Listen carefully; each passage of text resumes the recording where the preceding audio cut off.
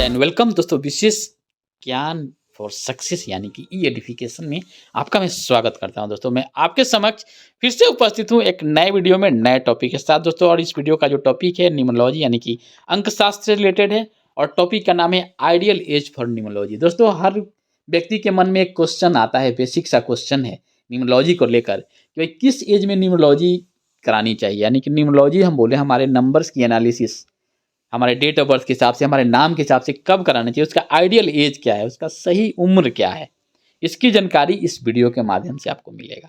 इसके पहले मैंने न्यूमरोलॉजी से रिलेटेड कुछ बेसिक कंसेप्ट को डिस्कस किया है प्रीवियस वीडियोस में, उनको देखिए और अपने डाउट अपने नॉलेज को इम्प्रूव कीजिए। तो आइए हम इस वीडियो में डिस्कस करते हैं कि what is the ideal age for numerology, एक सही और उचित उम्र क्या है न्यूमरोलॉजी के लिए। दोस्तों अगर हम सक्सेस इन लाइफ की बात करें, यानी कि हम जीवन में अगर ग्रोथ की बात करें, हम सफलता की बात करें, तो कोई भी चीज़ की सफलता जो होती है, सक्सेस होती है, 2 चीज़ों पे डिपेंड करता है। वो है एक कि मुझे कब क्या करना है। पहला है कब करना है और दूसरा है क्या करना है।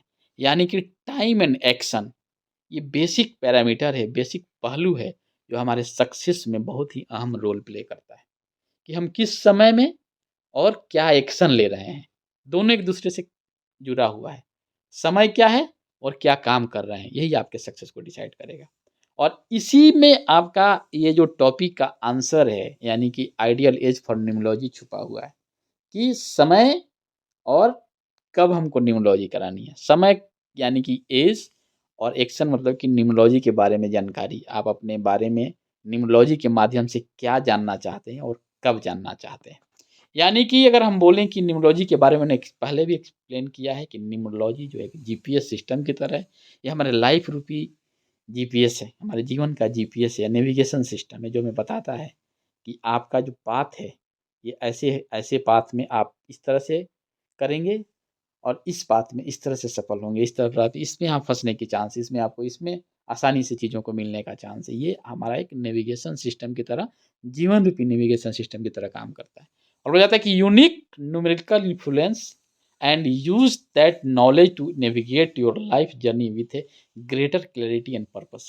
हमारे बहुत लोगों के लाइफ में प्रॉब्लम क्या है, क्लियरिटी नहीं है कि मुझे क्या करना है, इसी में क्लियर नहीं है।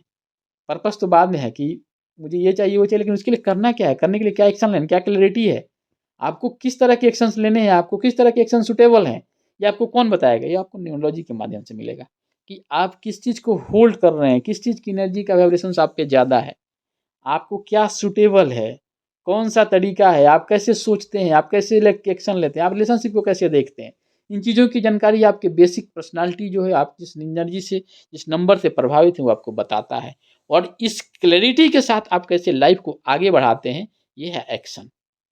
तो कहने का मतलब ये है कि अगर हम लाइफ में जितना पहले समय से, अगर जितना पहले आप चीज़ों को शुरू कर दें, एक्शन लेना सही समय पर शुरू करें, पहले करें, तो ऑब्वियस है कि रिजल्ट आपको सही मिलेगा।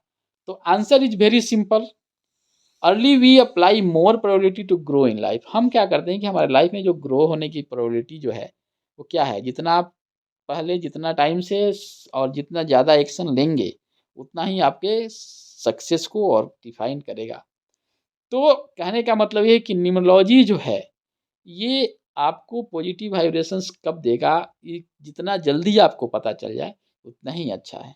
आपकी बेसिक पर्सनैलिटी क्या है, किस एनर्जी का वाइब्रेशंस ज़्यादा है आपके ऊपर, कैसे प्रभावित है, जितना जल्दी समझ जाएंगे आप अपने स्वट को, यानी कि स्ट्रेंथ, वीकनेस, अपॉर्चुनिटी, थ्रेट्स, आपके thinking patterns, area of improvements, इन सारी चीज़ों को जितना जल्दी आप समझ जाएंगे उतना ही चांसेज है, उतना प्रोबेबिलिटी है आपको सक्सेस होने का।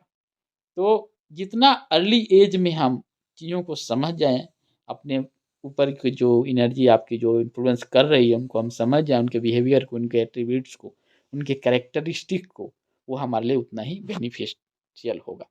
तो दोस्तों इस वीडियो को मैं कंक्लूड करूँ तो आइडियल एज फॉर न्यूमरोलॉजी का मतलब ये है कि जितना अर्ली एज में चीज़ों को आप समझ जाएँ वो आपके लिए सही है। और इसका कोई आइडियल एज नहीं है कि 10 साल के बाद, 20 साल के बाद, 40 साल के बाद आप न्यूमरोलॉजी के माध्यम से अपने बारे में जानें और फिर उस पर एक्शन लें। कहा जाता है ना कि अब पछताए का तो जब चिड़िया चुग गई खेत। जब आपके पास टाइम चला जाएगा, जो एक्शन लेना था आपको 2 साल पहले, 4 साल पहले, चाहे जो आपने काम किया उसमें अपने प्रोसेस को गलत किया, तो फिर आपको फ़ायदा नहीं है।